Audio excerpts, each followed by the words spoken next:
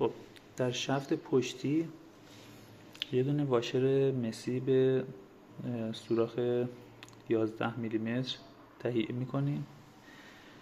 این واشر مسی دور شفت اصلی اینجا قرار داده میشه، میره پایین. بعد از اون این سیلینگ سایز 11 میخوره روی این واشر قرار میگیره.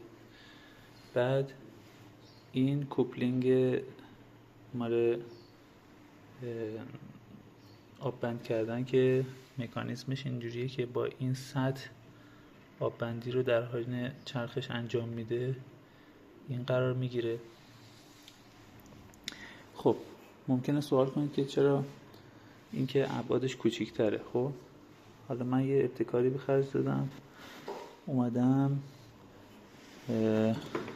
از یه دونه لاستیک بزرگتر شبیه این اون رو هم گذاشتم رو اینو، بعد اونو جا زدم که اینجا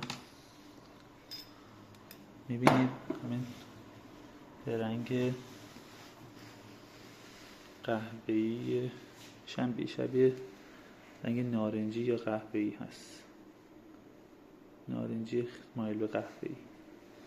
اینجا میبینید خیلی تمیز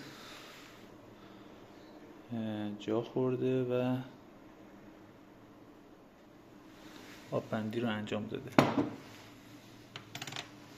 حالا ببینم تو وسایلم یه دونه اضافی اگه داشته باشم بهتون نشون میدم.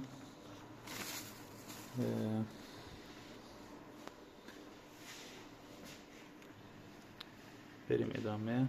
ببینید این یه دونه سایز بزرگترشه که با این حفره پمپ جور هست. اینو میایم اینجا قرار میدیم. این رو بعد از اینکه این قسمت‌ها رو تمیز کردیم و شستیم با مایع ظرفشویی، این رو به این صورت اینجا قرار میدیم، صفر فشار میدیم. ببینید به این شکل میشه.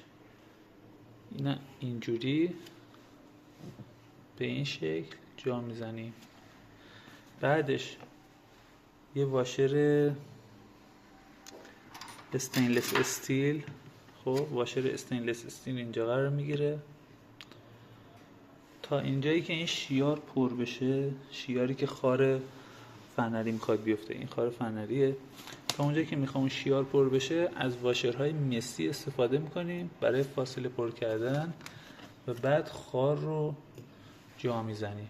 بعدش که خار رو جا زدیم دیگه این کامل آب بند میشه و دیگه مشکلی نخواهد داشت.